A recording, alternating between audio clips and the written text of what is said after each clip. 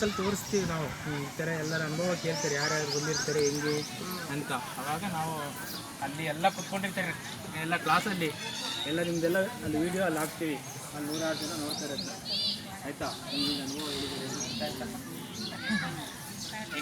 106 ಜನ ಅಲ್ಲಿ ಬಂದಿರೋರಿಗೆ ನೀವು ಏನು ಮಾತಾಡ್ತೀರಾ ಅವ್ರಿಗೊಂದು ಪ್ರೇರಣೆ ಆಗುತ್ತೆ ನೆಕ್ಸ್ಟ್ ಬರೋಕ್ಕೆ. ಓಂ ಶಾಂತಿ. ಓಂ ಶಾಂತಿ. ನನಗೂ ತುಂಬ ಆಸೆ ಇತ್ತು ಮೌಂಟ್ ಅಬ್ ನೋಡಬೇಕು ಒಂದ್ಸರಿನಾದರೂ. ಎಲ್ಲರೂ ಹೇಳ್ತಿದ್ರು ಕೋಟಿ ಹಸುಗಳು ದಾನ ಮಾಡಿದಷ್ಟು ಪುಣ್ಯ ಸಿಗುತ್ತೆ ಅಂತ.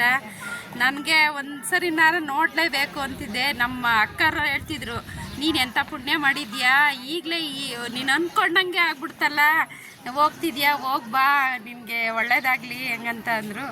ಸರಿ ಅಂತ ಬಂದೆ. ನಾನು ಯಾವಾಗಲೂ ಭಕ್ತಿ ಮಾರ್ಗದಲ್ಲಿರೋಳು. ನಾನು ಈ ಜ್ಞಾನ ಮಾರ್ಗ ಏನು ಅಂತ ಗೊತ್ತಾಯಿತು.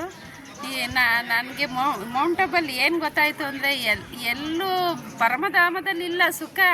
ನನಗೆ ಇಲ್ಲೇ ಸುಖ ಸಿಕ್ಕಿದಷ್ಟು ಸುಖ ಸಂತೋಷ ಸಿಕ್ಬಿಟ್ಟೈತೆ. ಇಲ್ಲಿ ಶಾಂತಿಧಾಮ ಆಗ್ಬೋದು, ಮಾನಸ ಸರೋವರ ಮತ್ತು ಗುಲ್ಬರ್ಗಾದಿದು ಎಲ್ಲ ಇದನ್ನು ನೋಡಿ ನನಗೆ ತುಂಬ ಸಂತೋಷ ಆಯಿತು. ಅಂತ ಹೇಳೋದು, ನನಗೆ ತುಂಬ ಚೆನ್ನಾಗಿ ಅನುಭವ ಆಯಿತು. ನಾನು ಈ ದೇಹ ಅಲ್ಲ, ನಾನು ಆತ್ಮ ಅನ್ನೋದು ನನಗೆ ಇದಾಯಿತು. ನಮ್ಮ ಪಂಚೇಂದ್ರಿಯಗಳನ್ನು, ನಮ್ಮ ಕಾಮ ಕ್ರೋಧ ಮದ ಮುತ್ಸರಿ 5 ಗುಣಗಳನ್ನು ಬೇರೆ ಏನನ್ನು ತ್ಯಾಗ ಮಾಡುವಂತ ಯಾರೂ ಹೇಳಲ್ಲ.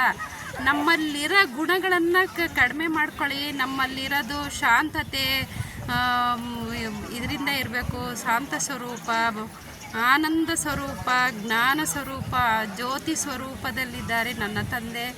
ಹಂಗಂತೇಳಿ ಅದನ್ನು ಅನುಭವ ಮಾಡಬೇಕು. ಇದರಲ್ಲಿ ನನಗೆ ಏನಿಲ್ಲ. ಓಂ ಶಾಂತಿ.